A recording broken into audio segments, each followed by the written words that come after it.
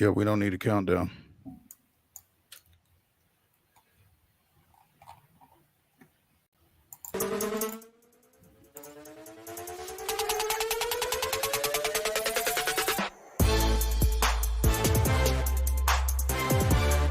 Throwback Thursday, take two here on Main Street Sports Today, presented by the Tennessee Orthopedic Alliance of Columbia. Maurice Patton, Chris Yao, welcome us back. Um, Chris, what do you think? Should we just go straight to the rundown with no further ado at this point? This is the rundown. Sure, let's do that. Baseball action yesterday. Hillsboro 13, Antioch 1. Columbia Academy edges Battleground Academy 7-6. It was Clay County 3-1 winners over Blackman. Clarksville 10 runs, Springfield 11-1. It was Good Pasture 3-2 winners over Davidson Academy. Blanking Fayetteville, not Forest, was Eagleville 10-0. Innsworth down CPA 6-0. It was Murfreesboro Central 12-6 winners over Lawrence County. Loretto edging Lewis County 7-6. 10-0 winners were Middle Tennessee Christian over Webb School, as well as Nolensville over Brentwood. It was Oakland 11, Rockville 1.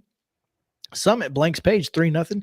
MBA 8-3 winners over Pope Prep. Ravenwood falls to Independence 13-3. Rossview Downs Dixon County 11-4. Riverdale 5, Siegel 0. Spring Hill 4-3 winners over Henderson County, Kentucky. Station Camp 2-0 over Macon County. I don't know what you just did. Control Z it if you don't mind. I don't know what I just did either. Thank you.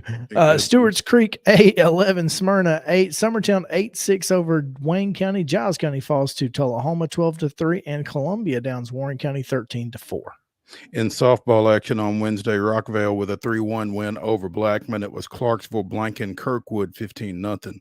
On the pitch, boys soccer, Rockvale with a 2-1 win over Blackman. Also, Cookville defeated Smyrna 2-1. Laverne with a 4-0 victory over Lebanon, and Oakland won Siegel 0. In the association, the Memphis Grizzlies apparently have Milwaukee's number because they just downed them 111-101 last night. Major League Baseball, the Astros with an 8-0 victory over the Blue Jays. The Astros 2-0 in games where the other team does not score. St. Paul with a 6-5 victory over Nashville at First Horizon Park yesterday. Baseball today. Lawrence County, Kentucky is at South. Why do we care? At South Doyle at 2:30. Tees Valley, Ohio is at Clarksville at 3. Brentwood Academy is at Lipscomb Academy at 4. Franklin, like the Admirals, are at Centennial at 4. Westmoreland at Christian Community also at 4. At 4:30, it's Andren, Indiana at Innsworth. Maplewood hosting Glencliff. Antioch at home against Lawson. Hendersonville goes to Clarksville Academy. That's a 4:45. First pitch at 5 o'clock. It's CPA hosting White House.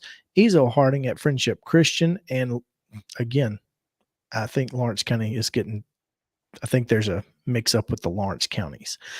Clarksville Christian is at West Creek at 5. At 5:30, Mattoon, Illinois, is taking on Dixon County, and Joe Burns is at Stewart County. 6 o'clock start for Station Camp at Blackman, also Giles County at Collinwood. Columbia Central hosting Franklin County at 6. Also, Battleground Academy goes to Davidson Academy. Webb School is at Franklin Grace Christian. Riverdale hosting Siegel, and our guest in the next segment, Craig REAVIS. Murfreesboro Central goes to Smyrna at 6. Zion Christian hosting Mount Pleasant. At 6:30, Nolensville is at Brentwood. Loretto is at Columbia Academy. Creekwood hosting Kirkwood. Sycamore is at Harpeth. Martin Luther King is at Hume Fogg. Father Ryan goes down Franklin Road to Overton. Clarksville Northwest is at Montgomery Central. Also, Oakland is at Rockvale. Lawrence County of Tennessee goes across the border to Rogers of Alabama. East Robertson travels to White House Heritage. At 6:45, Henry County plays Greenbrier. 7 o'clock, Mishawaka of Indiana is at Clarksville Academy.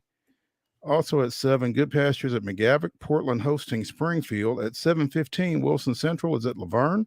At 7:30, Mount Juliet plays Collierville. At 7:45, Westfield of Indiana plays Beach. And these are games that we do not know when they start. Eagleville is at Forest, apparently. Whetstone of Ohio is at Rossview, and Cannon County travels to Watertown. Chris, if you'd like to take softball, I'll let you. Because all right, let's do softball. Glencliff at Lawson at 4:30. Also at 4:30, Battleground Academies at Middle Tennessee Christian and Pope Prep at home against Father Ryan at 5 o'clock. Ezo Harding at Donaldson Christian. Summit at Franklin. Good Pasture goes to Friendship Christian. Gallatin at home against Green Hill. Columbia Central goes at Lincoln County. Oof. White House is at Macon County. Mount Pleasant at home against Loretto. Mount Juliet Christian goes to Nashville Christian. Centennial's at Nolansville. Ravenwood's at Page. Portland is at Station Camp. At 5:30 tonight, Clarksville is at Northeast. Eagleville's at home against Fayetteville. That in softball, so it is Fayetteville again. Cane Ridge, you think they could have scheduled that a little better and rode together. Cane Ridge at Overton. Lawrence County, Tennessee at home against Murfreesboro Central. Blackman's at Riverdale. Laverne is at Stewart's Creek at 6. At 6:30, Smyrna welcomes Lebanon. At 7 tonight, Siegel's at Rockville. And I guess that doubleheader, Fayetteville at Eagleville at 7:30. There we go. Boys soccer at 5 o'clock today. Brentwood Academy travels to Christ Presbyterian Academy.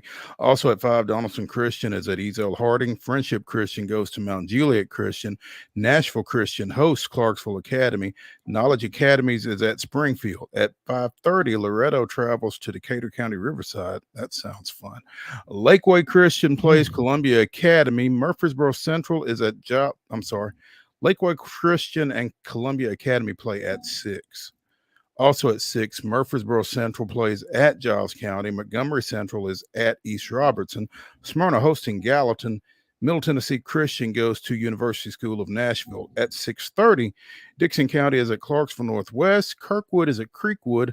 McGavock hosting Clarksville Northeast. Clarksville is at Green Hill. Beach goes to Hendersonville. Clarksville Green Hill is at 7.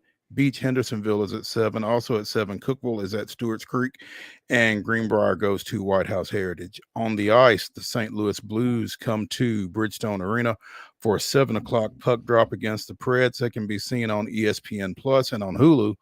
And at First Horizon Park, the series between the host Nashville Sounds and St. Paul continues. That's a 6:35 first pitch, and that is your rundown.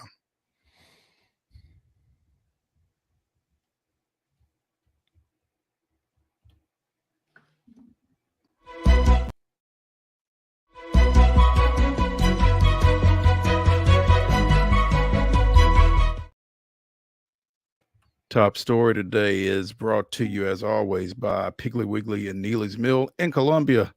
Stop by to check out their delicious daily deli lunch items, as well as their hand-cut meats, and everything is cost plus 10% at the cash register. So again, our top story sponsor, Piggly Wiggly, Neely's Mill, Columbia. The Tennessee Sports Writers Association's weekly Players Awards go to the following. Wait a minute. That's last week's. This is the Mondayest Wednesday, Chris. Or Thursday even. Yeah. Yeah. Okay, here we go. It's a Monday on Wednesday that it's not even Wednesday. Then it's not even Wednesday. Yeah. I guess because we missed that show on Tuesday, I'm still thinking. Yeah. Dylan Dreiling of the University of Tennessee hit .545, 6 hits and 11 at bats. 5 of those for extra bases with 3 doubles and a pair of home runs. Also drove in 7 runs. 2,000?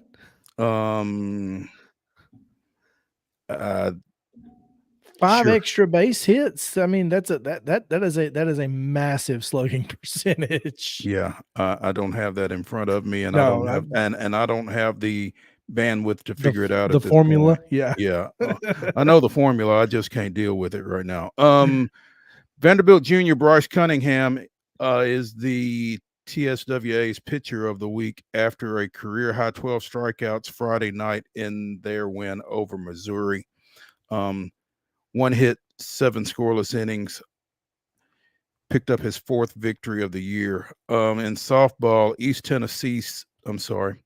Chattanooga shortstop Kaylee Snell from Shelbyville hit 900 in a sweep of East Tennessee State. Drove in 3 runs, scored 6, stole 4 bases. In the circle, Union pitcher Laney Baker threw a complete game shutout as the Bulldogs defeated Henderson State 3-0 for her 8th win of the year. 7 strikeouts, 1 hit. Retired the first 16 batters she faced. So, again, congratulations to UT's Dylan Dreiling, Vanderbilt's Bryce Cunningham, your baseball player and pitcher of the week, and to Chattanooga's Kaylee Snell and Union's Laney Baker, your softball player and pitcher of the week from the Tennessee Sports Writers Association. Wow. Now, there's another Wilkins coming to Middle Tennessee. I mean, at this point, bring them Might all. as well bring them all. Bring them all. I'm sure someone could find a spot for all of them. John Wilkins, most recently of McKenzie, where he coached both boys and girls basketball, has been named the new girls coach at Brentwood, replacing Marcel Williams, who resigned at the end of the year.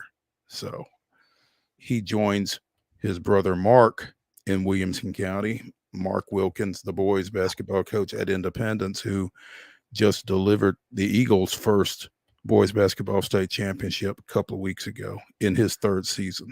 So, well, I mean, he coached both in McKenzie.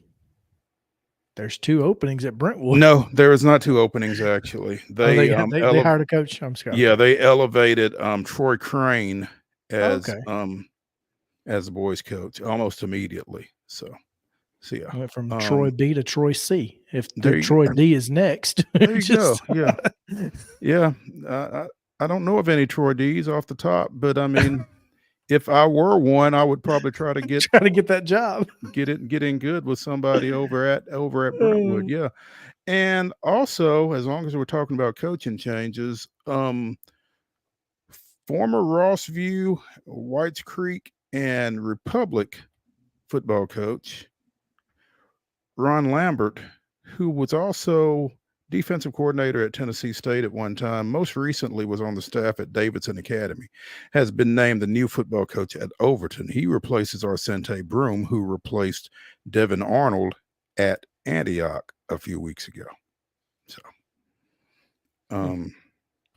I think that catches us up on high school coaching changes that we are aware of at this time. College, different deal. We'll get into that later in the show. Let's go ahead and take a break because I need one. And when we come back, we'll be joined by SIEGEL baseball coach Craig Revis here on Main Street Sports Today, presented by the Tennessee Orthopedic Alliance of Columbia. Stay with us.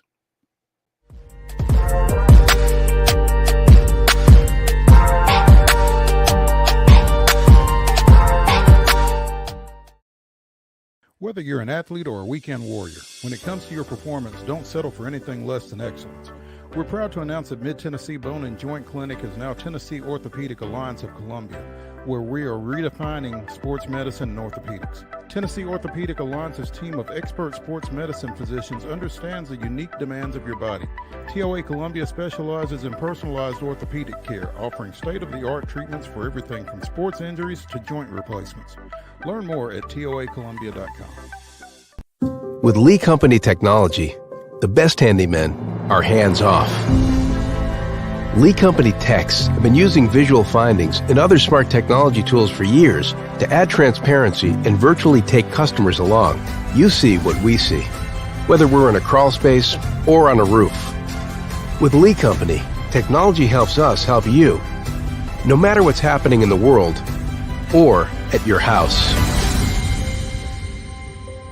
Jones & Lang Sporting Goods here in Columbia has been outfitting teams, officials, and anybody else from T-ball to college for 50-plus years. Be sure and check them out at 931-388-8060 or online at jonesandlang.com. Jones & Lang Sporting Goods, the look of a winner. Zion Christian Academy, zioneagles.org or 931-388-5731. You can schedule your appointment. Go tour their campus. It is beautiful over there, and you're definitely going to want to see it. Again, it's zioneagles.org. Give them a call, 931-388-5731, and schedule your tour today. Custom Stone Handler supplies over 600 distributors and suppliers with quality stone products. Along with River Stone, we produce and distribute over 100 building, landscape, and other bulk products. Our goal is to provide quality products, service, and partnerships to ensure our customers' success. We firmly believe that the measure of any person or company is how they treat other people and customers. Give them a call at 931-490-4990 or visit CustomStonehandlers.com. A game without a crowd is just a scrimmage. A performance without an audience is just a rehearsal. Without your presence, high school sports and the performing arts aren't possible. Ensure that these essential extracurricular activities continue to enrich the lives of students in Tennessee. Purchase a ticket to your local high school's game or performance. This message presented by the TSSAA.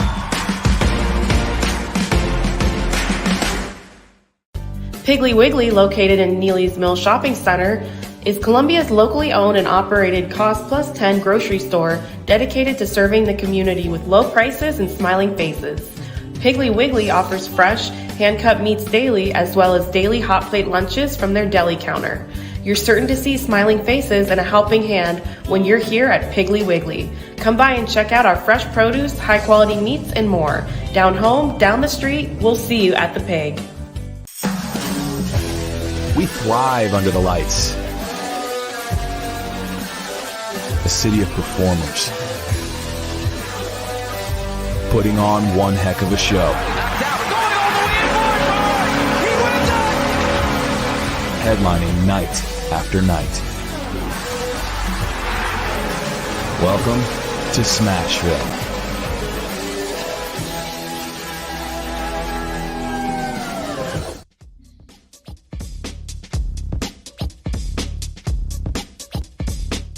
Welcome back to the Throwback Thursday edition of Main Street Sports Today, presented by the Tennessee Orthopedic Alliance of Columbia. I'm Maurice Patton. That's Chris Yao. Hopefully, we have ironed out whatever kinks there were in that first segment. Yeah. What do you think? We're good. We're back. We're ready to go. Okay. All right. Good. Just in time for our next guest. Well, for our first guest. Siegel baseball coach Craig REAVIS joins us here on Coach's Corner on Main Street Sports Today. Coach REAVIS. Yes, Maurice, how you doing? I'm doing well. How about you? I'm doing okay. Great. Appreciate you taking some time with us, especially considering you have a ball game across town here in a couple of hours. The rematch with Riverdale following yesterday's 5-0 loss. Not that I want to remind you of it, but that loss dropping you all to 15-7 on the season. As I was, getting prepared to have you on as a guest, I'm impressed with the 15 wins, Craig, but I'm more impressed with the 22 games. How have you managed that many games so far in a season where the weather has not been kind? Yeah, well, there's a couple of reasons. First, the TSSAA this fall added a week to our season. We were set to start, I believe, March 11th, and they bumped the start of the season up a week to March 4th. And the way the schedule works is if you play in a tournament, it only counts as 3 games.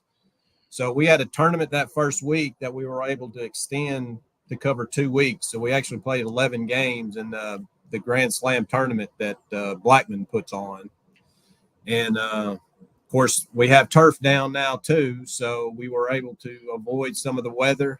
The rain doesn't bother us as much, and we were able to I think we got all 11 of those games in. And then we've also played the Riverdale. They put on the Warrior Classic every year. We got 5 games in it, and then we've thrown in a district series with Oakland last week, as well as a doubleheader with Middle Tennessee Christian. So we've gotten a lot in the first few weeks of the season for sure. And I guess the good thing about getting a lot in the first few weeks of the season like that is you can see a lot of people, and it doesn't really cost you. Yes, and it's sort of, if you look at our record, we started out 1-4. That first week, we were moving people around, seeing what all we had, and the second week we sort of started seeing some guys separate themselves and settled into, our 9 or 10 guys that we were playing, and started playing better, and then we won like 10 in a row, and then of course Riverdale got us last night. We lost one last week to a good team out of Indiana, so we're trying to lick our wounds and get ourselves back ready to go this evening. Coach, baseball in Rutherford County is probably as good as anywhere in the state as far as the county is concerned. How do you guys, at Siegel particularly, you guys are a baseball powerhouse, but how is it that so much talent it seems to congregate right there in Murfreesboro? Well, I think part of it is, the middle school programs now. All of us are pretty lucky to have a pretty solid middle school team or a program underneath us. And then, just the stuff the kids do in the summer, and, having such successful teams. You go all the way back to when Oakland won it back to back, that people start expecting, to see good players come out of Murfreesboro, and people have sort of, they've done what they've had to do to become good players. And, it's all over the county. If you look right now, there's good players at all these schools in the county. Craig's being a little modest, Chris, because there's a coaching level across the board in Rutherford County that does not exist in a lot of counties across Tennessee either. I would agree with that we absolutely, every night out, the team's going to be prepared. They're not going to make silly mistakes. You typically have to go beat them and not just, wait around for them to mess something up. But yeah, you have to show up and play. Craig, obviously you come from a stellar playing background, both at Tullahoma, where you overcame the coaching of your father, Jackie, and at Middle Tennessee State. How did your playing career, how has your playing career kind of influenced your coaching? Well, of course, with my dad being a coach at Motlow when I was young, I was just around good baseball from the time I could walk, I'm sure. That's all I remember is being around, baseball. And of course, Dad's a Hall of Famer here in Tennessee, and taught me the basic fundamentals growing up. And then I got to play at Tullahoma for a high school coach that's in the Hall of Fame here in Tennessee, that had a tradition of winning. We won a state championship there, playing another state championship. So sort of learn how to win there. And then I get lucky enough to go to college and play for Coach Peterson, another Hall of Famer here in Tennessee. And that's where, I really, learned the game and more about practicing. And I still do a lot of the things that we learned at MTSU, or how he set up his practice. I still do that. A lot of my practice is just straight from what he did. So I've been blessed to be around great baseball coaches my whole life, and and able to learn and, just see the way things are done the right way. Craig REAVIS, baseball coach at Siegel, joining us here on Coach's Corner on Main Street Sports Today, presented by the Tennessee Orthopedic Alliance of Columbia. Craig, you say that you kind of move some folks around early in this season, this 22 game season to this point, and you started to kind of settle some folks in. Who are you seeing? What are you seeing that you like right now out of this team? Well, our sort of everything revolves around Lane Akers, who's a MTSU signee. He catches some, like in a 3-game series in our district series, he'll catch one game, he'll play left field one game, he'll play second base one game. And he's leading the team in hitting. He's hitting over 400. He's a great leader. He sort of motivates the guys, but it sort of all starts with him getting going. And then from there, we've got 3 good arms that we feel like we can put out there in district series, along with a couple guys. Colton Barron took a loss last night, but he has been solid all year, and he didn't pitch poorly last night. We had a little bit of bad luck, and Riverdale took advantage of a couple of bad pitches. And then we've got senior Jack Sandy, who pitched strong last year and has been good for us this year. We've had to sort of switch around. We've had Will Horn was going to be our number 3, and he's had some shoulder issues. So another senior, Dylan Rogers, has stepped into that 3rd starting spot, who's been our reliever, kind of our top reliever the last few years. And then Gabe Hamrick, a senior, and then Trey Baker, a sophomore, are sort of our relief guys that we're using now in district. And, we've had good pitching. We've got some good leadership, and we've figured out how to claw out some runs for the most part. And that's sort of how we've got things rolling and figured things out. Coach said, as district play gets going, and you guys, the way that Tennessee does its district play is very unique, because I love the back-to-back games that you're forced to have depth at the pitching, in pitching. And so how does that impact the way that you go about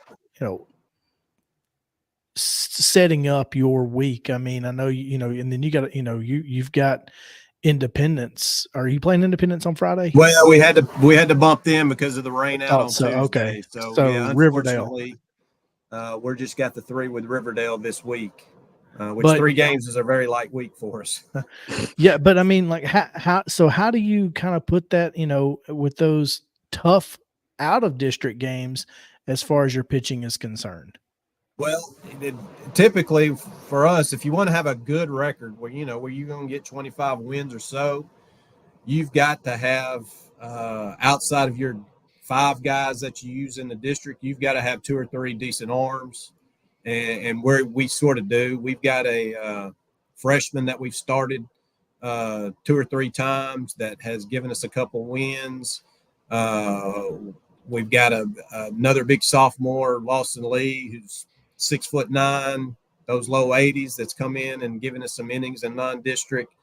Cooper Underwood's a little soft throwing righty that comes in and keeps us in game. So in order to run your record up and to have success in those games, you just got to have a really deep staff, because you got to have at least 5 arms for a district series.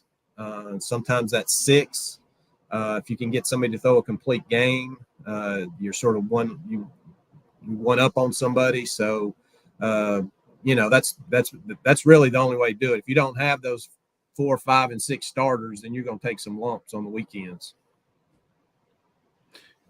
Craig, I want to drop back for a second. I want to talk a little bit more about this Lane Akers for a couple of reasons. One, he's going to MTSU, but 2, you said in a 3-game series, he would catch a game, he would play left field in a game, and he would play second base in a game. That spells versatility to me.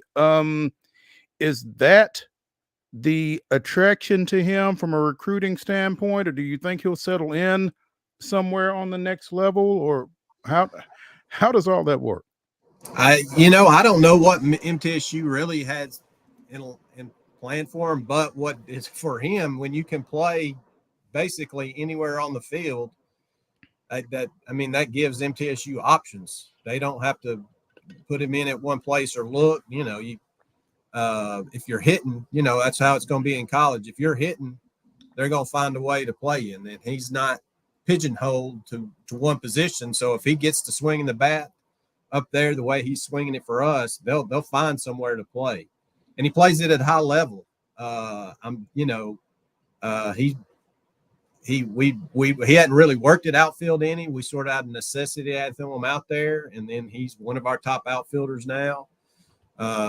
He's got great hands when we got to slide him on the infield. Does everything, does a great job behind the plate.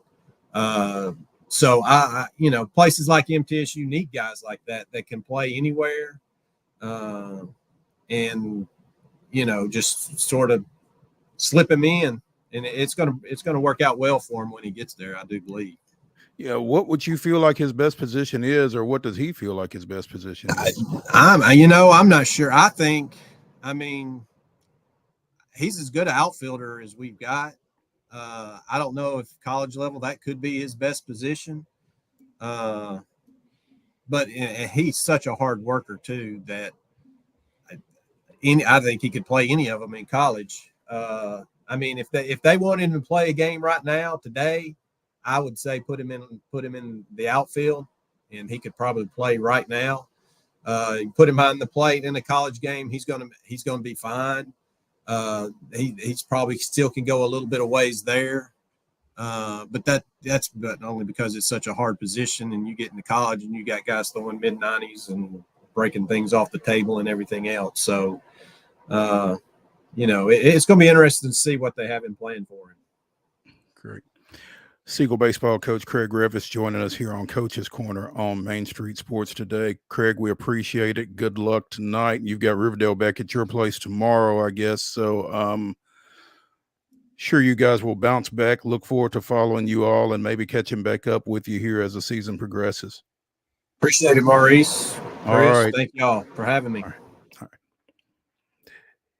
Before we get out of this segment here, we probably need to give out some hardware, Chris. Our Custom Stone Handlers Team of the Week, the Columbia Academy Bulldogs, last week went down to Gulf Shores and picked up 4 victories, and then stayed hot this week with a pair of wins over BGA to improve to 14-1. So they were 4 for 4.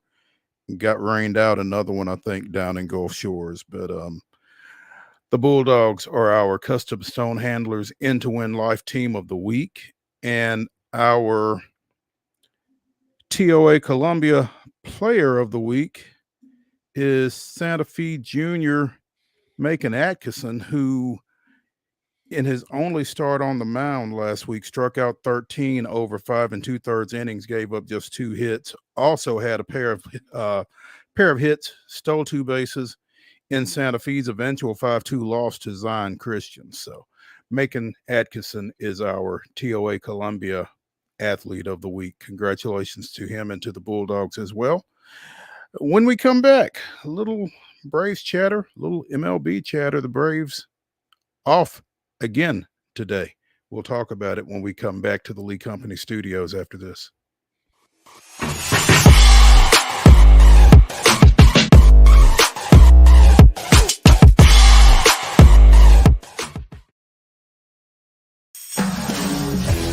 We thrive under the lights. A city of performers, putting on one heck of a show. Headlining night after night. Welcome to Smashville.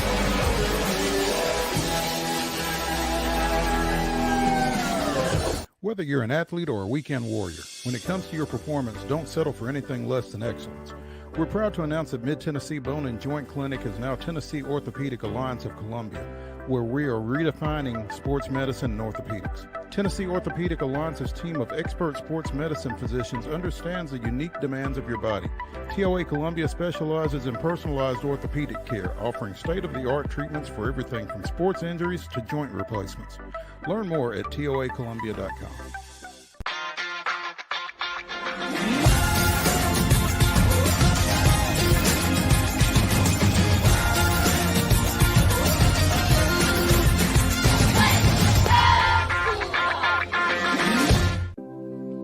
Custom Stone Handler supplies over 600 distributors and suppliers with quality stone products. Along with River Stone, we produce and distribute over 100 building, landscape, and other bulk products. Our goal is to provide quality products, service, and partnerships to ensure our customers' success. We firmly believe that the measure of any person or company is how they treat other people and customers. Give them a call at 931-490-4990 or visit CustomStonehandlers.com. A game without a crowd is just a scrimmage. A performance without an audience is just a rehearsal. Without your presence, high school sports and the performing arts aren't possible. Ensure that these essential extracurricular activities continue to enrich the lives of students in Tennessee. Purchase a ticket to your local high school's game or performance. This message presented by the TSSAA.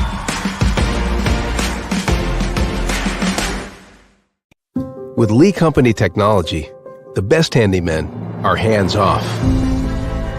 Lee Company techs have been using visual findings and other smart technology tools for years to add transparency and virtually take customers along.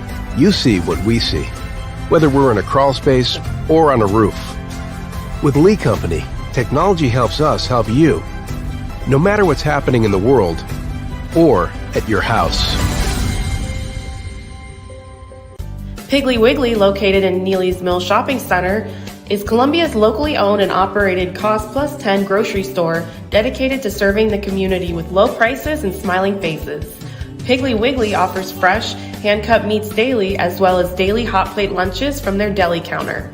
You're certain to see smiling faces and a helping hand when you're here at Piggly Wiggly. Come by and check out our fresh produce, high-quality meats, and more. Down home, down the street, we'll see you at the Pig.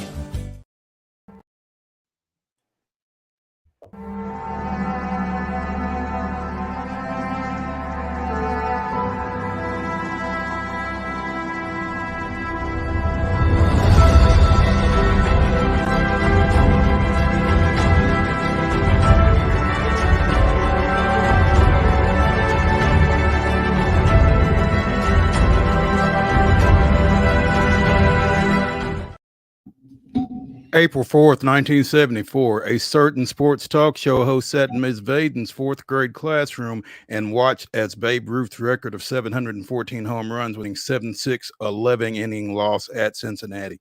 Aaron got it out of the way early, hitting a 3-run shot off Jack Billingham in the top of the first, but the Atlanta bullpen couldn't hold a 4-run lead. Aaron set out the following game, but was forced by the commissioner's office to play in the series finale and went 0 for 3. Setting up Mondays this day in Braves history, by the way.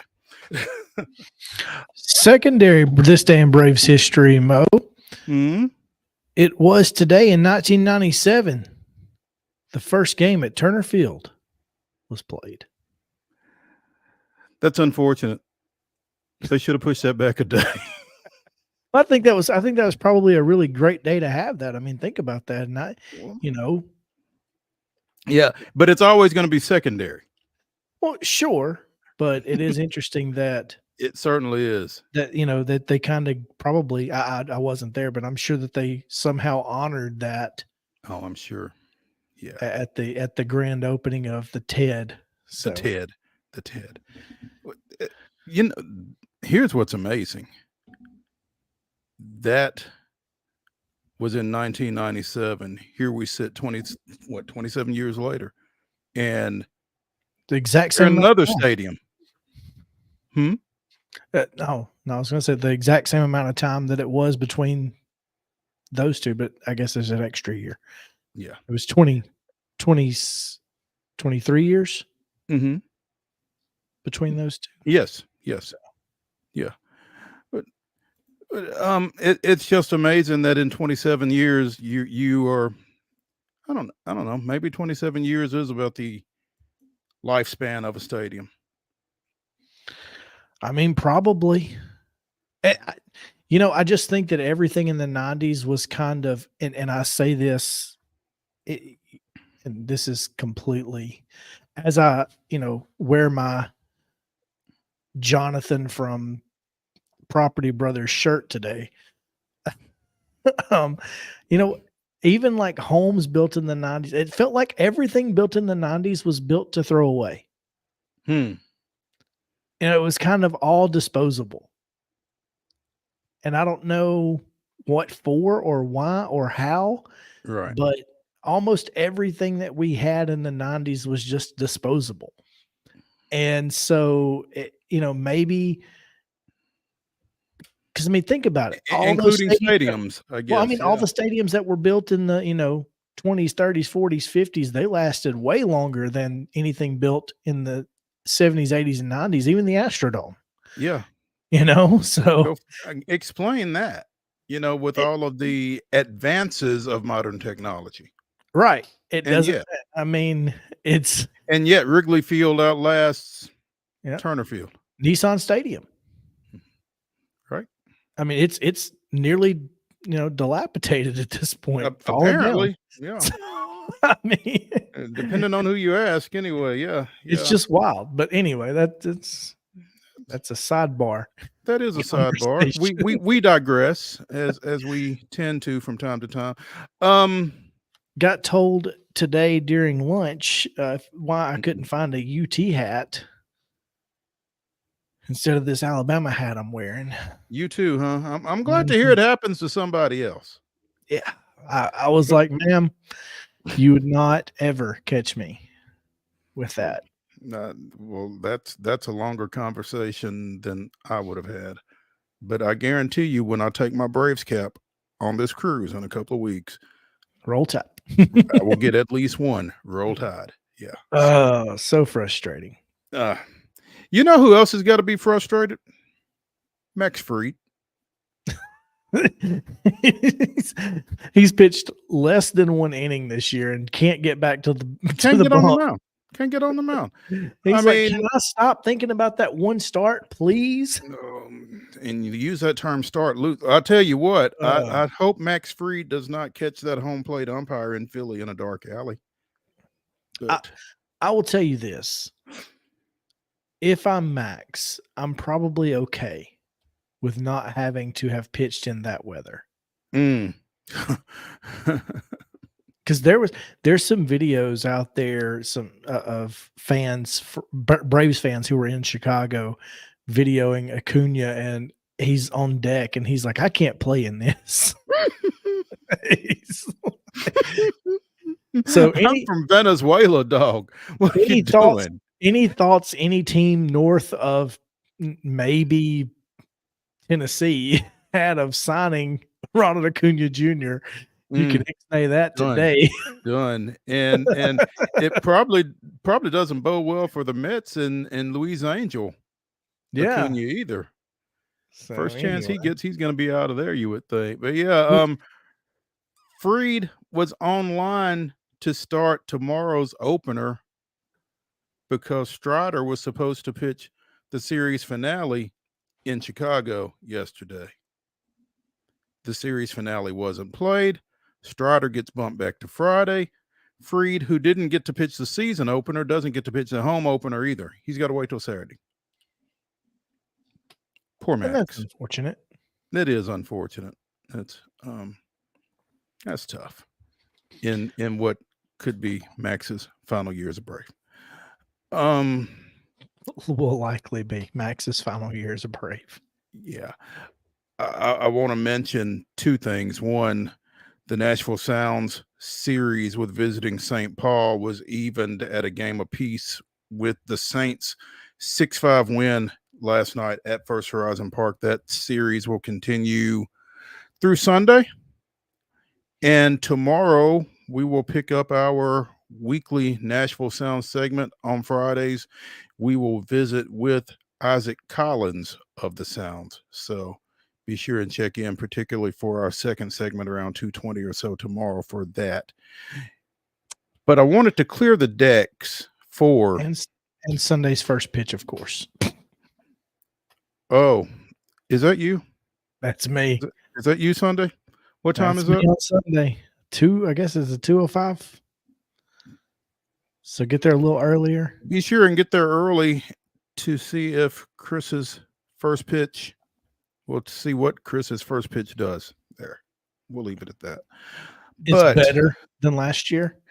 That'd be ideal. Mine got to the plate last year, so I'm retiring. I hear you. The Oakland A's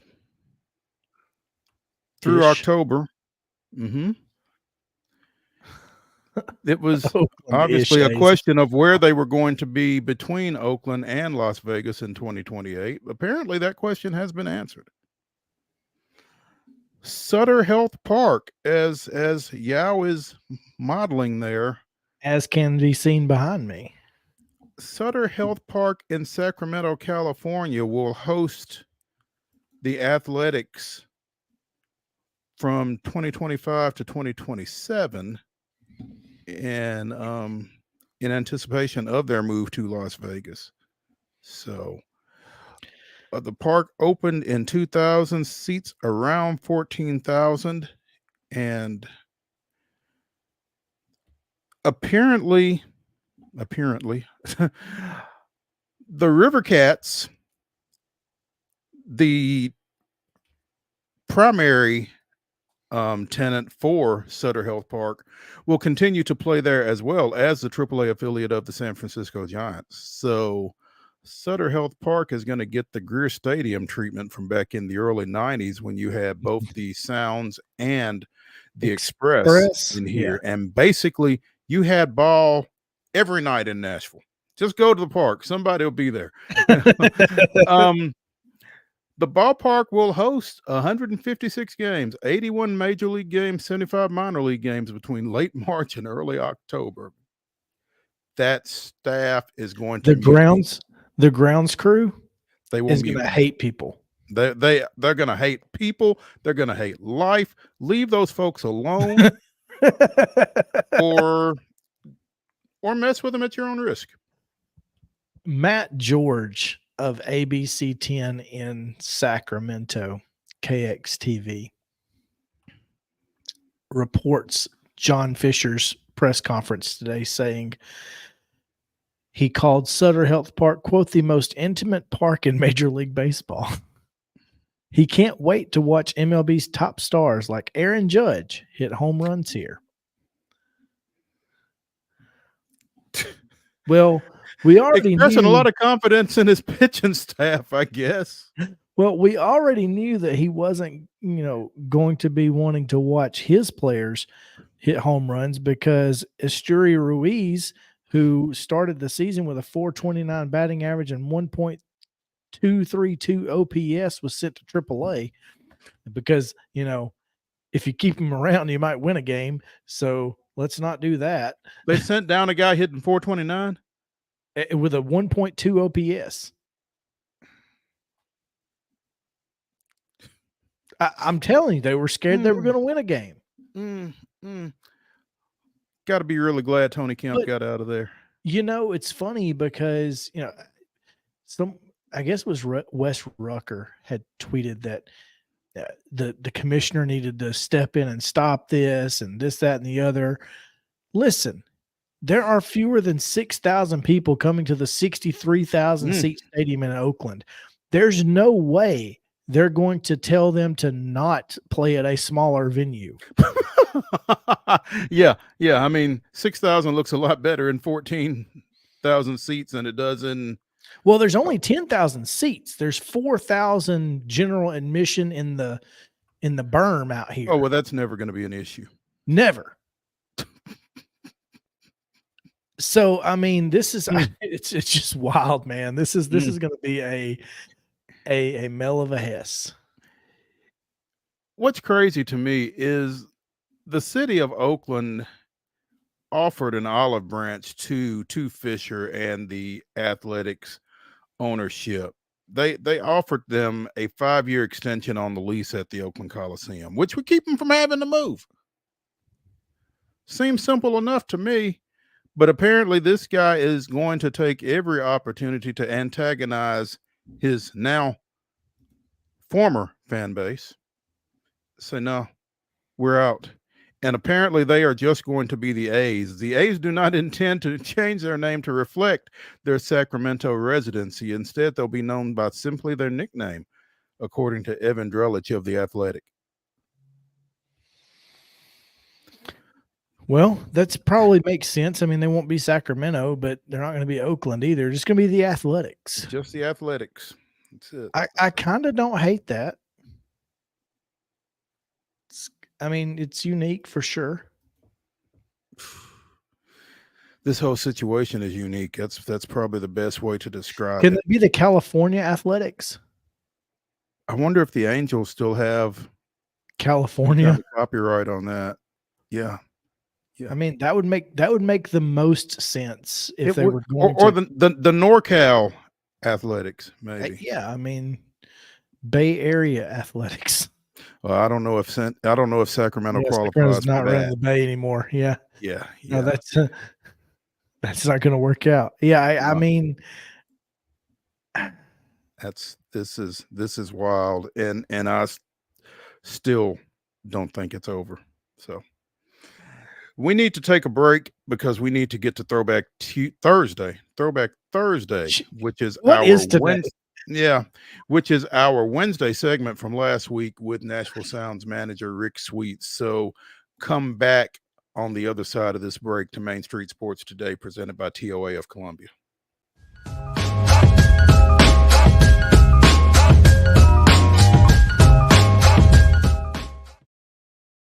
Welcome to Protein Snack Shop, your destination for healthy and delicious low-carb snacks. Our specialty lies in providing protein-packed desserts that are perfect for those following a keto diet.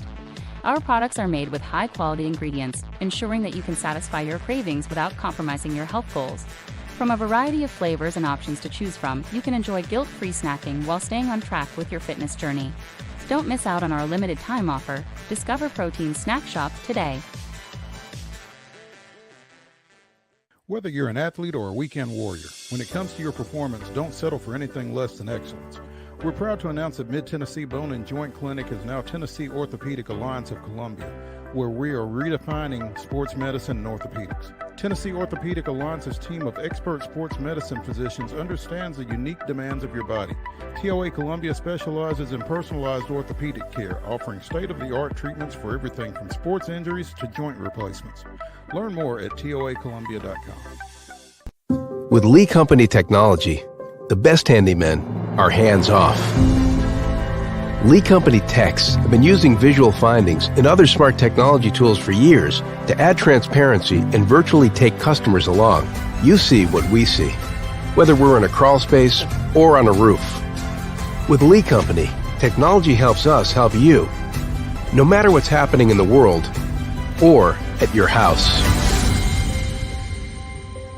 Jones & Lang Sporting Goods here in Columbia has been outfitting teams, officials, and anybody else from T-ball to college for 50 plus years. Be sure and check them out at 931-388-8060 or online at jonesandlang.com. Jones & Lang Sporting Goods, the look of a winner. Zion Christian Academy, zioneagles.org or 931-388-5731. You can schedule your appointment. Go tour their campus. It is beautiful over there, and you're definitely going to want to see it. Again, it's zioneagles.org. Give them a call, 931-388-5731, and schedule your tour today.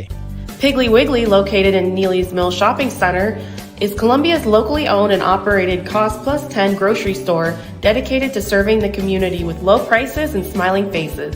Piggly Wiggly offers fresh, hand-cut meats daily as well as daily hot plate lunches from their deli counter.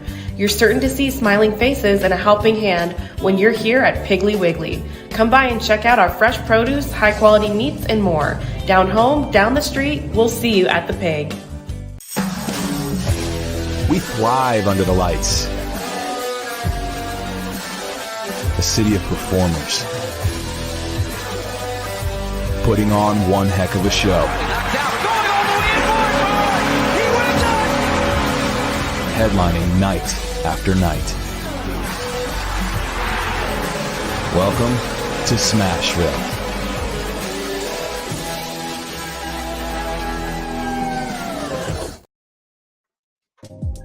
Welcome back to the Wild and Wacky edition of Main Street Sports Today, presented by the Tennessee Orthopedic Alliance of Columbia, hour number 2, as we come to you live from First Horizon Park here on Junior Gilliam Way in Nashville. Wade Neely, Maurice Patton, and we are joined by, as we promised, The Nashville Sound's all-time managerial wins leader, Rick Sweet. Wild and wacky. It's wild and wacky, and that's exactly why we got you in here, man. No, welcome back. Nice to be back. Believe me, I just got done having a meeting with my team, and I told them it's been my favorite stop in my career, and what a great place and how lucky they are to be here in Nashville. You know, over the past few years, we've had a number of people kind of say, if you can't be in the majors, this may be the best place to be. Did you hear my meeting? You were over there. I know you were high. Absolutely. That's exactly the words I used. We all want to be in the big leagues. Mm-hmm. But you know what? If you're not in the big leagues, and right now we're not, there is no better place. Yeah, I think you said might. I said there is no better place well, to see, be. you've been to those places. I've not necessarily. Okay, so you can speak from experience. I won't argue with you on that. Yeah, all right. But no, you've been there. So what is it about Nashville as a AAA city that separates them from anybody that might think they can compete? Well, see, now the hard part is trying to figure out which part of it's first. Is it the fans? Is it the city? Is it the facility? I mean, all those things. It's the best facility in baseball. And if you want to go right back to it, okay, it's one of the top 3 in all of minor league baseball. It's my favorite, but that's because I'm here. But then if you throw that out the window, it's still one of the top 3, which everybody agrees on. The fans are tremendous. You know, even when we don't have a huge number of people in the stands, the backing is still, still tremendous. And you know, you've got the bandbox over here. That's a happening place. Does that make you a little Nashville. jealous when you're in the dugout and you see those I hear folks all out the there? stories. My right fielder comes in. You ought to see what's going on out there now. You ought to see what they're talking about. It's hilarious. The city is fantastic. You know, you've got Broadway, but the city is fantastic. There's places I've been here now. This is my 5th year, but you know, it's just a great place to be all the way around. So it's the fans, it's the experience, it's the city itself. You know, just fantastic place to be, to experience this game of baseball that we all love so much. Absolutely. And Rick, as you kind of get ready to dive into this new season, I guess just immediately what kind of jumps out to I wanted to ask you is, what kind of gets you excited about this season in particular? It seems like this time of the year, everybody's excited about baseball, but what really kind of gets your juices going about this year's team? Well, I think this year's team is a very good combination. A couple of years ago, I had a younger team.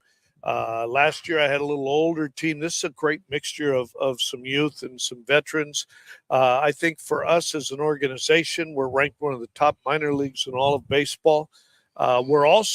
We're winning accolades as one of the top defensive organizations in all of baseball, which is a relatively new type thing going on. But we've, we have fun.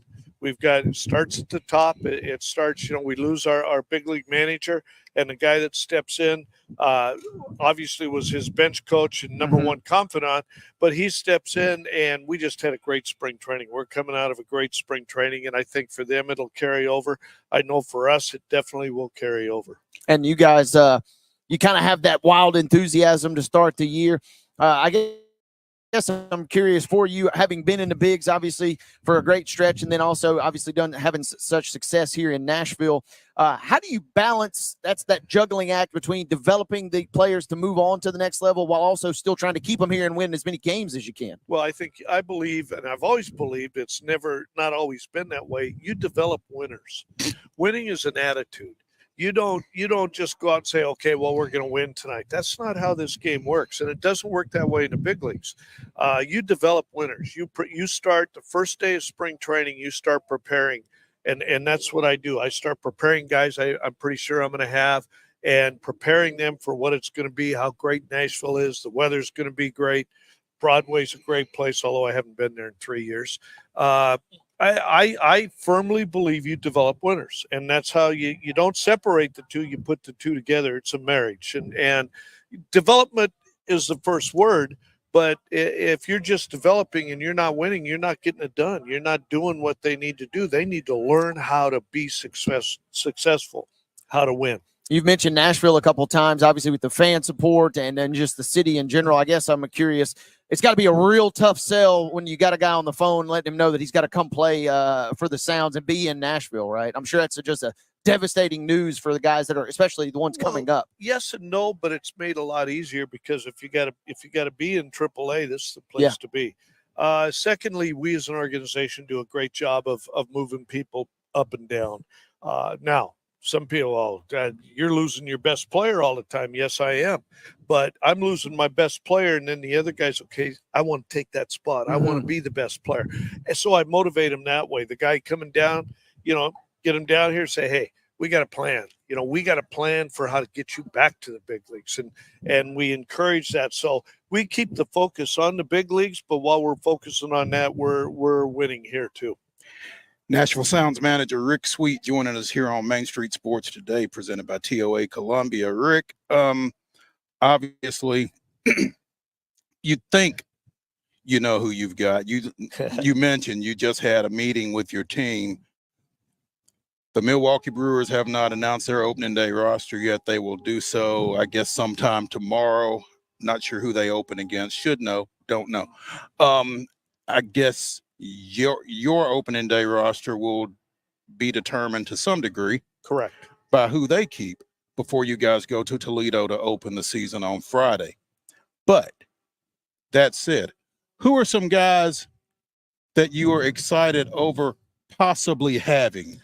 Yeah, you explained that well. You're on top of your game. In another life, I covered a lot of minor league baseball in another stadium across town. Well, let me tell you, the big league club's playing the Mets, and they already been rained out tomorrow.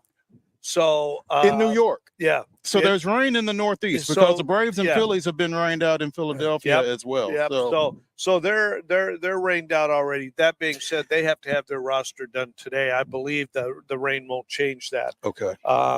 For us, that's going to change a couple of spots, but we have the openings. We're ready. Just they make their decision. I don't care what they make. I'll take whatever they want to send down because they're quality players. A couple of my guys, Jefferson Carroll, my catcher, is 19 or 20. I don't know if he's 20 yet. Is one of the top players in the country. He's in the top 100. He's in the top 50 of all minor league players in the country. We had Cheerio last year. We got Caro this year. And we didn't get to see much of Cheerio last year. Didn't get to see much of Cheerio. Yeah, $100 million will do that for you. Yeah. But that being said, Caro is the same type of player. Very, very good player. He's going to be fun to watch behind the plate. Now, you don't have any special affection for Caro being a former catcher yourself, right? It's our own little fraternity. It's there's a lot of love with our fraternity amongst ourselves. So absolutely. He's going to be fun. We've got Black back. I think this kid's going to be a really, really good player. I'm sure he'll be in the big leagues at some point this year. He had a great spring. We've got a kid that we brought in, 6-year free agent, Dunn, who has only played as high as AA and shocked us all. He crushed the ball. Now, he's one of those guys still waiting in spring, still waiting up there with the big league club. He originally was told he was probably going to be with us, but now they've already had an injury up there. Mm-hmm. So now we're waiting to see what decision they make and where we'll go with that. Joey Weimer is back. We had him 2 years ago. He spent 90% of the year in the big leagues last year. Mm-hmm. One of the best defensive center fielders in all of baseball. You ain't got to tell me because he made a catch when I went down to Truist that about broke my heart. Well, I'm sorry. Yeah. Not that sorry. Yeah, no, we really weren't. I mean, we still wound up sweeping the series. So, I mean, it was all good. But yeah, drive that knife in. Go ahead. But it's nice to go. It's nice to be able to see those guys go and be successful at the top level like that. Well, he was very successful. He saved us last year because Frelick was hurt. Mitchell was hurt. He turned out to be one of the best, if not the best, center fielder in all of baseball. He still has that in his hip pocket. We got to get his offense straightened out.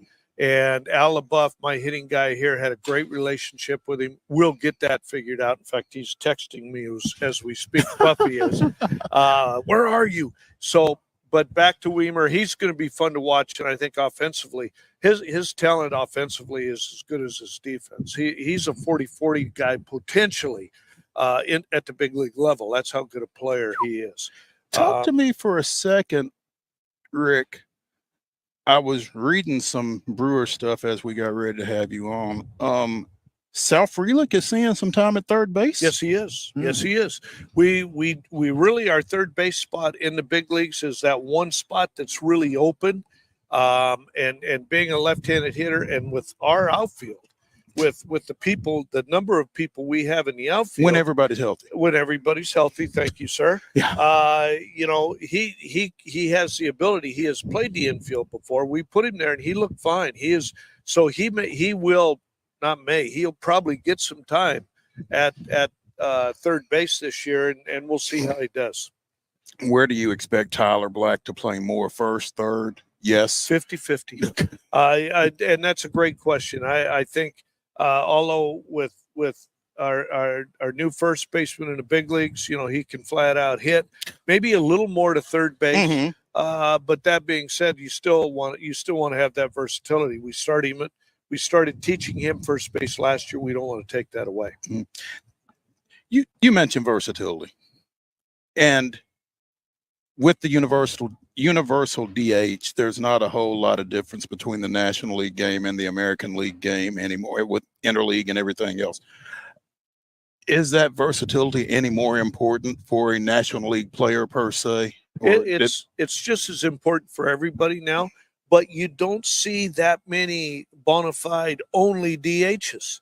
Most of the teams use that DH as their off day, as to give a guy a break, and they have that versatile player to play in that spot. If we want to give Adames a day off at shortstop, bang, he becomes he becomes the DH. It's like a day off. We kick Terang over. We put Ortiz there. We have versatility. We want to put all of our outfielders in the game when Frelick goes third base. Now, bang, we got all our left-handers in the lineup. We got, Mitchell and Yelich. Is that the guy's name in left? Yeah. That guy. We've got all these. So the versatility is just as important, but it's the same in both leagues now. Rick, as we sit here, you guys getting ready to get cranked up, going to Toledo. And I guess I'm curious. I'm always fascinated by minor league baseball, especially at the AAA level. At what point do you kind of know the real makeup of your team with so many moves kind of coming and going, or is that kind of just always a moving target in your mind? It's always a moving target because today's the first day we've been together as a team. In fact, we're not even together. We still got guys with the Major League Club. Navarreto's not in town yet. He's still in Arizona. We got another guy still in Arizona. So we're not even together yet. I've got guys that'll fly into Toledo from New York and from Arizona. So at AAA, it's always a moving target because that's just part of the game. That's just keeping it all nice and smooth and cohesive. We use do you know what the WhatsApp is? It's all right. We use WhatsApp. I've got a team WhatsApp. Okay. And that's what I'm getting all my stuff on. What's going on? The WhatsApp is how we communicate. So when my guys aren't here, I don't have to call anybody. I just put something on the WhatsApp and everybody gets it. So it's our lifeblood. Technology is a beautiful thing, isn't it? For us old people, man, we got. That's why I ask a stupid question. Hey, speaking of interesting questions, Rick, I got to ask you this. Doing a little research. How far did you dig? Well, you tell me. Gonzaga graduate. Oh, yeah. All right. Have you been keeping up with the Zags? I got to ask you. I'm contractually obligated to ask you a March Madness question. They rolled Kansas over the weekend. No, they kicked Kansas's butt. They didn't roll them. They kicked their butt. As predicted by off-camera Chris. One of those. He's old. I see him beating his chest over there. He's he did call his shot. He did actually call his shot. I don't have Kansas. My son went to Kansas, so I'm partial. But I'm a Zag, man. It's the Zag. The girls are playing good too. Yeah. Don't forget. Yeah. Pretty impressive. as a again, I did cover some minor league ball, just the logistics like you talk about, guys flying in from Arizona to Toledo, guys coming down from New York to Toledo. I guess you just kind of get there and see who you're rolling with and go from there. I got a lineup, but it's always in pencil with a big eraser on it. So, and the guys know that too. I post the lineup the night before, and it can change. Subject to change without prior notice. Without a doubt. You talked about sticks with Caro and with Black. What's the mound looking like for you? McHenry and Gasser are both back. Rodriguez was our along with Gasser was the co-pitcher of the year in the organization. Mm-hmm. That's 3 of our starters right there. And then our bullpen arms, to be honest with you, there's 3 or 4 of them. I haven't seen them throw yet. They've been with the Major League Club the whole time. I've maybe seen them 1 or 2 innings, but all that tells me is they got good arms because we're keeping them. So we've got the thing you worry about the most is starters, and we've got 2 guys that started for us a lot last year and a 3rd guy that came up at the end of the year and pitched very well for us. So our bullpen is going to be good. It's not as deep as it was because we've already lost a guy or 2. Mm-hmm. But we've got that coverage down in AA to when we need to go there, we can. Rick, you've been in this position before. You've seen guys in this position before. You just mentioned Robert Gasser was the co-International League Pitcher of the Year last year. What do you say to that guy, just from a standpoint of what else can he do here? Oh, he's got a lot more to do. There is more to do. I had him 2 years ago, and I don't know his numbers, but they weren't. Okay. And then the jump from 2 years ago, from 2022 to 23, he was the man. He was dominant, and his spring training was very good. So 23 to 24, you just keep getting better, more experience. He's a younger guy. He's definitely in their mix up there. I haven't seen him. He's been with the Major League Club the whole time. So, we're anticipating he'll be a guy that be that up and down guy and go up when they need a guy like that. And you're right. Some guys need to be talked to. Some guys need to be helped along with that. And experience tells me who needs it and who doesn't. But some of them understand they're part of the mix. They got to keep doing it here so they're ready to go up there. You'll recognize his name. Former Nashville Sounds pitching coach Darrell Knowles spoke with him one time about a kid going up. And what do you tell those guys when they're going up, particularly for the first time? And he said, keep doing what you were doing here. What you were doing here is good enough. Yeah. And it's like they don't necessarily believe that. Well, they don't believe it, but when you look at somebody like Knowles who's been there, it helps. It helps. Yeah, that's exactly what you tell them. And sometimes they go up and they don't, and they wind up coming back down. The next time they go up, they're ready. The next time you're right. Sometimes they have to prove it to themselves, but sometimes they'll go up and say, okay, this is all I have to do. And that's all in the individual. You don't know until it happens how they're going to react to it. But what he told him is a fact. That it's got you there. Mm-hmm. You're going to the big leagues because what you're doing works. Don't change it. There you go. Don't think you got to get better. Yeah, and a lot of guys. Well, it's the majors. I got to do something more, right? Yeah, that's what you think. But you're right. Yeah. Rick Sweet, he sent a few guys up. He's been up. Longtime major league catcher, and he's excited about Hefferson. Caro. Hefferson with an H. Why? Jefferson. Caro. There we go. Yeah. Colin providing us with the pronunciation guide here. There we go. Jefferson. Caro. See? Yeah. Colin off air. Appreciate you, man. Rick Sweet, Nashville Sounds manager. Appreciate you. Always a pleasure talking to you guys. Thank you, sir. Thank you, Coach.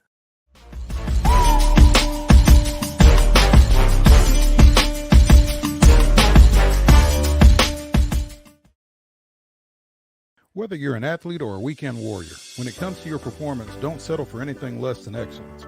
We're proud to announce that Mid-Tennessee Bone and Joint Clinic is now Tennessee Orthopedic Alliance of Columbia, where we are redefining sports medicine and orthopedics. Tennessee Orthopedic Alliance's team of expert sports medicine physicians understands the unique demands of your body. TOA Columbia specializes in personalized orthopedic care, offering state-of-the-art treatments for everything from sports injuries to joint replacements. Learn more at toacolumbia.com.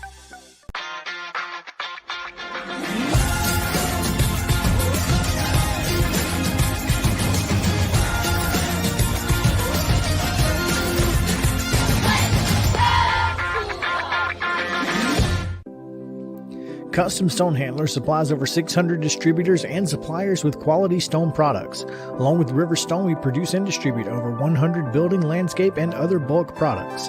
Our goal is to provide quality products, service, and partnerships to ensure our customers' success.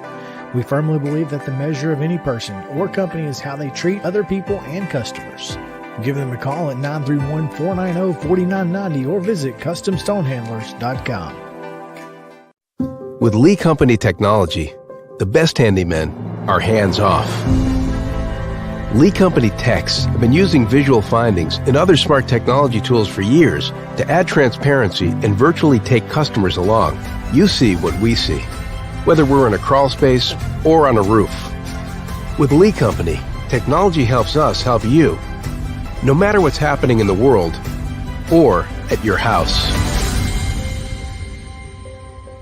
Piggly Wiggly, located in Neely's Mill Shopping Center, is Columbia's locally owned and operated Cost Plus 10 grocery store dedicated to serving the community with low prices and smiling faces.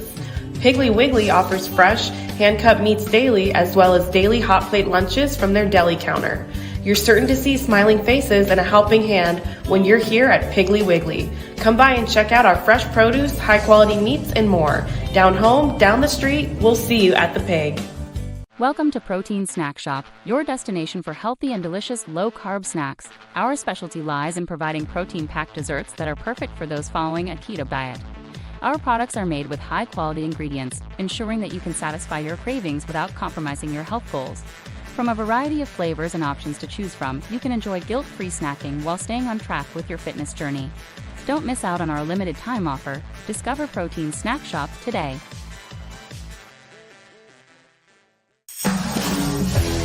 We thrive under the lights. A city of performers. Putting on one heck of a show. Headlining night after night. Welcome to Smashville.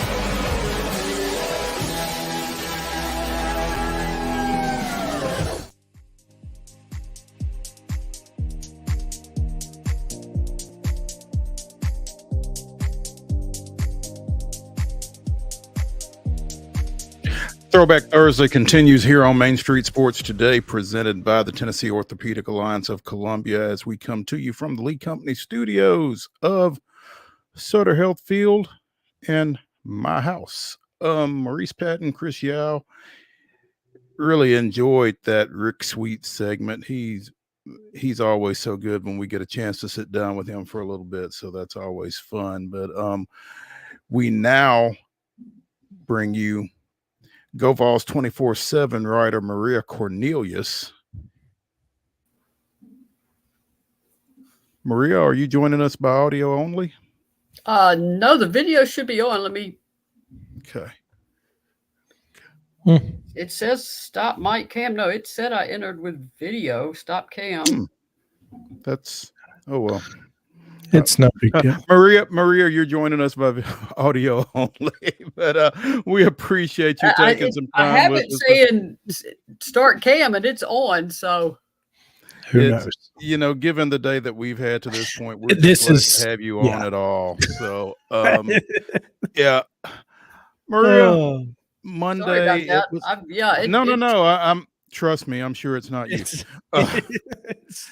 Monday, it was announced that Kelly Harper would not be returning for a sixth season as head coach of the Tennessee women's basketball team. Over the last few days, I'm sure that there's any number of. Oh, there we are. Yeah, the cat's here. The cat helped it. There we go. Always good when you can get a Oh, little yeah, sidekick. yeah. The cat is even better. That's fantastic. Yeah. A little cat expertise never hurts on this show. In the days since Kelly's dismissal has been announced, I'm sure there's any number of names that have been mentioned. Which ones jump out at you as serious candidates at this point? That is the most interesting question, and the answer is get a dartboard right now. I mean, I don't know if you've seen the media list; they are all over the place. I've seen some media lists. I mean, you knew they were going to shoot for the top people. Now, if you're shooting for top people, you're talking about national title coaches, Final Four coaches, and I mean that's a short list. Then you have a lot of Power Five coaches with recent success, Elite Eights, conference championships, that kind of thing, and then you would always have a third plan of mid majors on an upward trajectory. So I wish I could give you a plausible name. I mean, just pick a name. It's out there. And credit to Tennessee for doing these things in with a shroud of secrecy. I will give them credit for clamping down on anything besides speculation. And that's what every single post I have seen and every story I've seen is. At this point, you're almost like eliminating who you think it's not. Right. And from that standpoint, and you and I had went back and forth in a text exchange earlier this week, and a couple of folks that we feel like it's probably not for various reasons. Jeff Walls at Louisville and Kara Lawson at Duke. Is that fair? I mean, you would take a look at both, but would I expect either one of those? I mean, no, at this point. For Kara Lawson has had great success at Duke, but you would need to be her resume right now is the same as Kelly's. So it wouldn't make sense, given the parameters of what you said you were going to do. Jeff Waltz has been in a Final Four, but not sure. I just don't know. I mean, all of these, Wes Moore, would he leave NC State? I doubt it. 67-year-old Wes Moore? And if I don't think he would leave. And number two, he is so close to Kelly and John. I'm not even sure he would want to follow them to Tennessee. So, I mean, Dawn Staley, that's your obvious go-to. But they're building a statue of Dawn in downtown Columbia, South Carolina. So it has been an interesting search because there's not necessarily attainable home run candidates, but you've got to go try to get them. But that's a hard. When it comes down to it, would a coach like a Kim Mulkey or a Dawn Staley, would they leave the ideal environment they have now? My answer to that is probably no. Well, and to that point, those throwing out the name Becky Hammon, I mean, being a pro coach versus being a college coach is a completely different world. And her goal is to get to the NBA, not to continue coaching women for the remainder of her career. I feel like. And I'm not sure any WNBA coach wants to deal with the year-round 24/7 supervision you must have of college athletes, and your summers are spent in hot AAU gyms in July. That's just a different world. For a WNBA coach has a lot more, not so much freedom, but with a college coach, you are a babysitter 7 days a week around the clock. You have to know what all your players are doing. Professional players, they're grown-ups. And if they do something they shouldn't, you cut them the next morning. Yeah, there's plenty more where they came from. That's not necessarily the case at the collegiate level. So I guess no, you're suddenly down a player if you do that. You can't go get somebody off the waiver wire or re-sign somebody. I mean, you're down a player. Yeah. So. A name that has been knocked around, Maria, Lindsey Gottlieb at USC, and there's no Juju Watkins in Knoxville. And I mean, I know that it's about more than one player, but at the same time, this is an Elite There Eight can team. be. Do you really step away from? Well, I forget And the about transfer portal's the open, transfer baby. portal. Yeah. But I mean, I guess it wouldn't take much for there to be a Juju Watkins in Knoxville, literally. But realistically speaking, how realistic do you feel like that name is? Do you leave the West Coast? I mean, when you've got a number one recruiting class coming in, you're recruiting the heck out of California. I mean, that's a big move. Now, the oddity there, of course, is Southern Cal and Stanford now moving to the Big Ten. So it's not like they're going to get to spend all their time along the West Coast. They're going to have some incredibly horrific travel schedules for those teams. But I don't know if, once again, when push comes to shove, do you pick up and move across the country? I don't know. I mean, this has been me. You shaking your head. This has been me all week. Every time a name comes up, I'm like, well, that's a good one, but there's a but with everything. Right. Okay. So, and obviously Danny White has been really good at finding some under the radar, because I mean, Tony Vitello was a name, but it wasn't, he's not a national championship winning coach. Josh Heupel certainly wasn't a national championship winning coach. And, it feels like, and they're still not, by the way, but no, yeah, but I get your point. But they've certainly elevated both of those programs. Now, those programs do not and are not held to the same standard as, Tennessee women's basketball. Right. That is a different world. But, you take a look at, Greg Byrne and what he's done in Alabama with Nate Oates. I mean, there are coaches out there, but they're all gambles. And, you think Florida Gulf Coast, you think Grand Canyon, you think some of these young coaches that have done it at the lower levels. I mean, they're your second choice in this matter, but they may be your only choice in the end. I agree with that. And if it is, let's say it's a mid-major coach, am I going to be critical or upset? I mean, no. I mean, that's one thing I would ask everyone to do. Whoever it is, give this person a chance. Sure. Tennessee fans they're impatient. We all know that. I love them because they're incredibly passionate, but there are some coaches that fly under the radar. And I mean, like Josh Heupel did not come from a Power 5 program, but Tennessee is nationally competitive very quickly under Josh Heupel. Now, Hendon Hooker and Jalen Hyatt had a lot to do with that, but Tennessee is back in the big picture. Baseball, I mean, hadn't been to a College World Series in forever. So you can identify good coaches, and in women's basketball, there's a lot of good coaches in the trenches. So it's not. I'm not going to if it went that route, I would not dismiss that hire, outright. One of the things that I'm curious about in this coaching search is, and because to this point, there have been three basically coaches in the history of Tennessee women's basketball. Well, really, in women's basketball, this is the second, because Holly was appointed. Holly became the head coach the day Pat Summitt retired, and then Kelly was the first actual coaching search. So this is the second one. And they've only had three coaches, and we'll just put it at that. And they've all been female. Is a male an option? I go back and forth on that. When they first did it with Kelly, my position was, and it's one from a position of equality.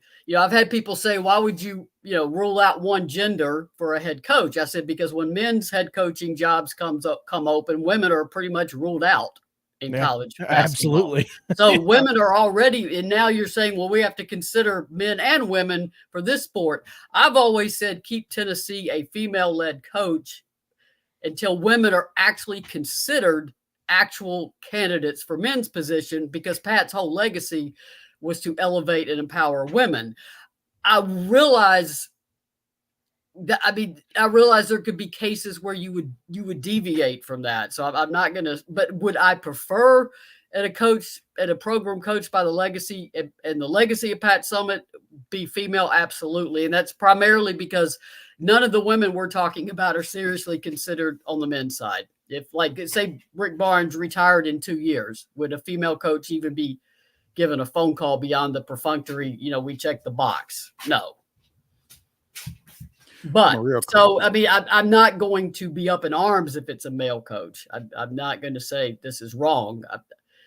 But would I prefer a female coach? Yes, for those reasons, for equality reasons. Maria Cornelius of GoVols 24/7 joining us here on Main Street Sports today. Has Danny spoken at all since Monday? No, and his statement said he would not to preserve the integrity of the process.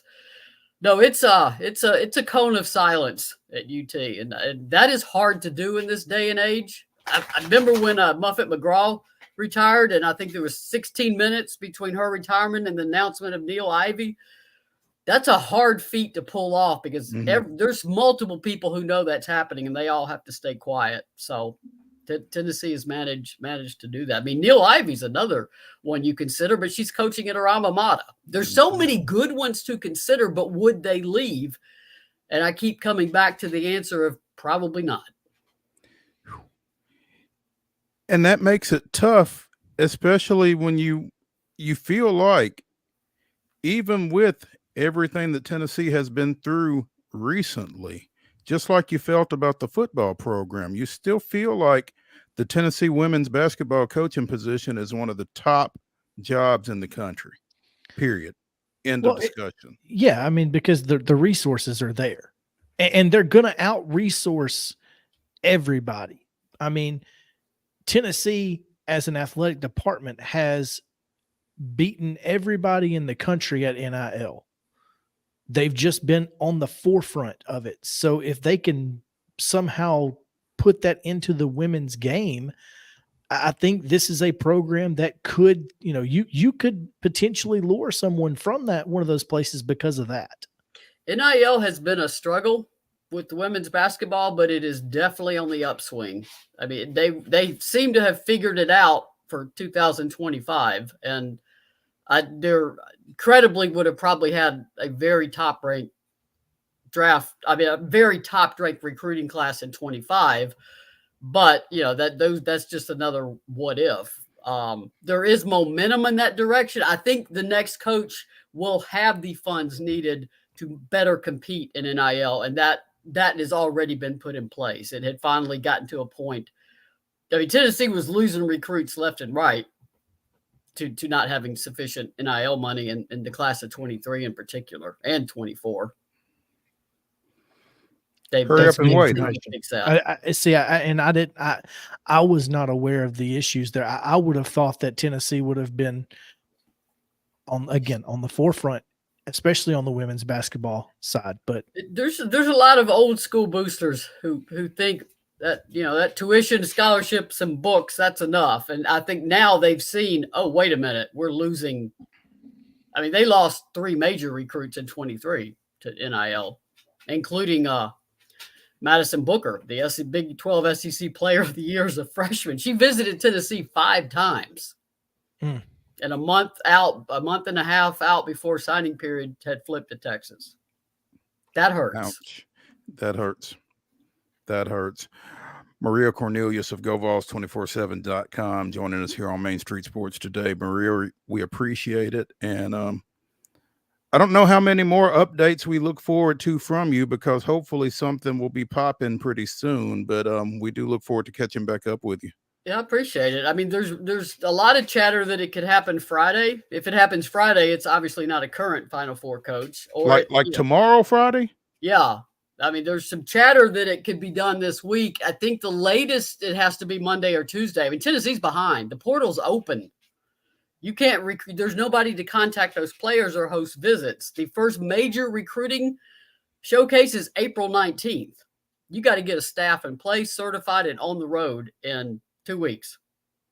It's got to move fast. And that's not criticism. I think they're moving fast. but it's got to go. Stay tuned. Yep. Maria, thank you. You're very welcome. I'm very jealous of you being at the ballpark, by the way. I'm at the office. Oh, I have a green that's screen. Yeah, it's I wish I was at the ballpark. Maybe not that one particularly out in Sacramento, but any ballpark would do right now. Absolutely. All right, Thanks. guys. Well, hopefully within say 4 days, we're talking about the new coach of the Lady Vols, and everybody, like I said, just everybody take a deep breath, whoever it is, and let's get the Lady Vol dynasty back to what it was. There we go. Thank you, Maria. You're welcome. All right. Hey, Mo. Hey. Before we jump out of women's basketball, being reported by Rivals that Haley Van Lith has entered the transfer portal for her COVID year. Okay. After averaging just 11.6 points and 3.6 assists for the Bayou Bengals. Well, I don't know if that's a just on an Elite Eight team. But it is when you consider that at Louisville she averaged 19.7 points. On a team that got knocked out when? I mean, I don't know, but it's still. I would think that she felt like her numbers were going to take a step back when she stepped onto a defending national championship team that had the players that they had. I don't know if she thought that or not. Well, I hope she had that much self-awareness about herself. When you look around and you see the DePaul transfer, Anissa Morrow, and you see Angel Reese, and you see Flo J. Johnson, I would like to think that she didn't think she was going to go in there and average 20 points a game. I think that Kim Mulkey thought she was going to. Well, then the coach is deluded then. That may be, but that's just what that's what I'm thinking. I think that she thought she was going to add 20 points to her national championship team. Yeah, well. No, okay. She did increase her assists marginally, but it was an increase. But anyway, I guess while we're on women's basketball real quick, Chattanooga named a successor to current Clemson coach Sean Poppy. Deandra Shermer, who went 78 and 16 over the last 3 years at Valdosta State in the Gulf South D2 division, is the new Lady Mocs coach. She was 114 and 31 in 5 seasons at Valdosta. And Tennessee State women's basketball coach Ty Evans announced his resignation yesterday after 4 seasons, during which he went 34 and 78. Former assistant at Auburn, Georgetown, Alabama, and St. Louis. TSU was the 8th seed in each of the last 3 OVC tournaments. Picked up opening round wins this past season and in 2022, lost in the opening round in 2023. So there. Louisville was in the Elite Eight last year. They lost to Iowa. Oh, okay. So, I mean, I'm just saying. So she didn't necessarily improve her postseason standing. No, she didn't. That's what's crazy. Anyway. Yeah. But yeah, she's in the portal. I'll be curious to see where she ends up. She might wind up at MTSU. She seems to like them. She seems to like. Hey, I'm telling you, man, this transfer portal, and I think that's one of the things that we talk about. I mean,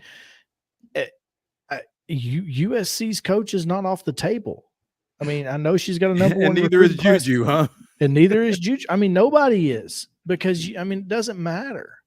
If you've got, if you've got the pull with those kids, and you've got the backing of donors and NIL, you can go get anybody.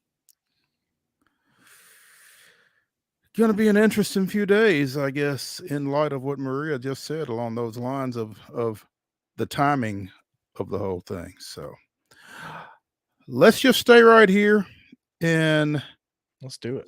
Slide into the grab bag. Something that we weren't able to pay a lot of attention to yesterday. The Houston Texans are still at it. I'm telling you, they have basically said we're going all in on CJ Stroud's rookie window. And good. I mean, it's smart. If you're not having to pay a quarterback, a bunch of money, you can load up around him with, with great talent. And that's what they've done with Stephon Diggs, and didn't give up much for him. Didn't give up much for him at all. Sent a 2025 second round pick and a 2024. No, wait a minute.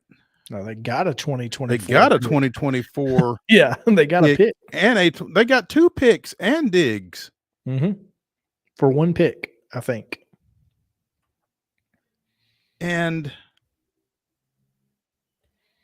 Buffalo's going to have $31 million in dead money on their cap. Now, let's at least, throw this out there. Stephon Diggs, he's a 1,200-yard receiver. But I don't know what Buffalo's thinking here. I think Buffalo's thinking addition by subtraction, because apparently they certainly weren't torn up to see him go. According to CBS Sports, this trade marks the end of what had grown into a somewhat toxic relationship between Diggs and the Bills organization. Last month, Diggs had a cryptic social media post where the wideout said he was, quote, ready for whatever. I mean, you got to get more out of it than a pick. You would think. I mean, just for the fact that somebody wanted him, you got to get more than that. And Houston didn't even give up their pick. They gave up one of the picks they got from the Deshaun Watson trade. So I mean, this is it's wild. It is. I mean, but Houston, like you said, is definitely, as former Giants coach Jim Fossil said, pushing all their chips to the middle of the table. They are all in. Let me see if I can find that tweet. Here it is. Football and Other F Words podcast. Titans cornerback L'Jarius Sneed has played in 5 games versus the Bills. Here's what Stephon Diggs did. 3 catches on 10 targets, 37 yards, no touchdowns. In 5 games? In 5 games. In 5 games, he had 3 catches for 37 yards. On just 10 targets. They didn't even try to throw it to him. Okay. It's almost like the Titans expected this. Almost. But you got to give credit for the Texans, man. They've done a really good job. A player's coach, got a really good coach in there. They were able to parlay Deshaun Watson's ordeal into a lot of picks, and they happened to hit on the right quarterback. It seems. I mean, how many other rookies are winning first-round games in the playoffs, right? Not many. I still view Trevor Lawrence as a cautionary tale, at least. Yeah. Here's the thing. Trevor Lawrence did nothing to earn the reputation he got. CJ Stroud has. CJ Stroud has actually gone to the playoffs and won a game and looked good doing it. Trevor Lawrence backed into the playoffs. But he won a game last year, didn't they? They did, but they backed into the playoffs. It wasn't like they went out and they won the division, but only because of a very questionable call on a fumble. So, I mean, it wasn't like they went out and took it. They backed in. Now, yeah, they won a game, but I think that CJ Stroud, again, sophomore slumps are a thing, but we'll see. Oh, we've got a lot in the grab bag. Yeah, where you want to go? Let's go to. You already mentioned those. Let's talk about Musselman real quick. Yeah, let's do. Former Arkansas coach apparently headed to the West Coast to take over out at Southern Cal. I don't know. I knew Southern Cal was open, to be honest. Well, yeah, I did know it was open. I knew that Musselman was their target. Have you ever seen a coach be turned on so quickly by a fan base? I mean, this is a guy that took them to the Elite Eight, twice in a row? Well, and then, I mean, obviously didn't make the turn, but I mean, it's just 1 year. Like, whoa, dude, calm down. What is it I've said to you? You can lose games. I mean, is he is he a jerk? I don't know. I think it depends on who you ask. I think if he's not a jerk, I think he has jerk-like qualities. Well, yeah, but he won games. He went to the Elite Eight twice. Well, he didn't go this year. They were 16 and 17 this year. They were bad, and obviously the Duke win at home was big, but they were pretty bad. I just it blows my mind that they turned on him so quickly, and good for him for getting out and getting. He's like, you know what? I don't have to take this crap. Other people want me. It's like getting out of an abusive relationship. It's like there are people out there who want me, and I don't have to stay with you, jerk.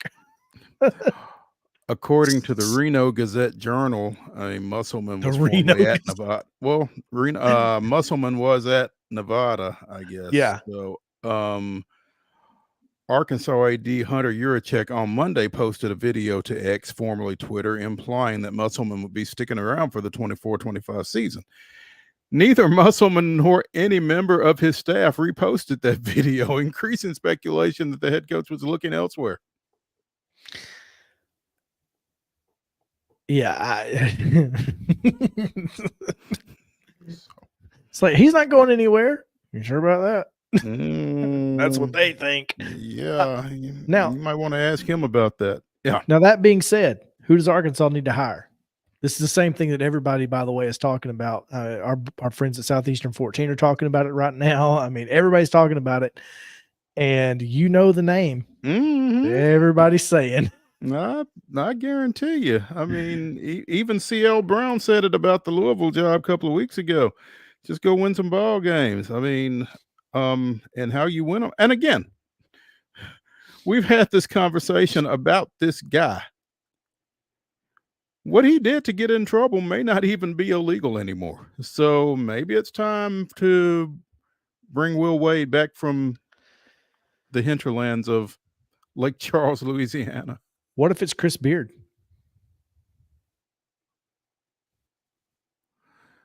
Ooh.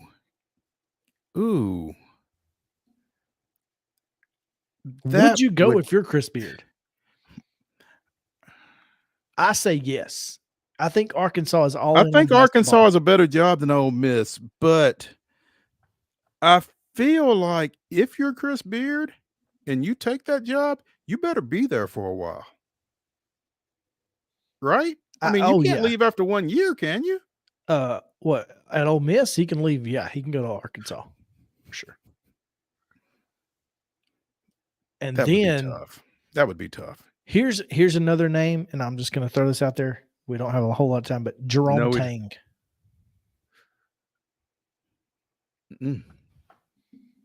I love the idea, getting him out of the Big 12, bringing him over.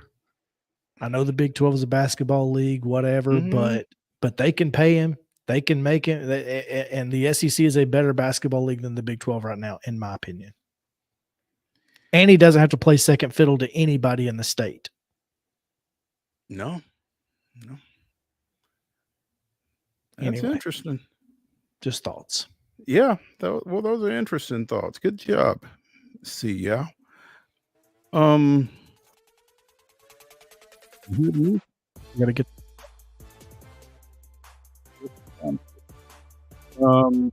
Thanks for joining us here on this highly disappointed report today, presented by Tennessee of Columbia.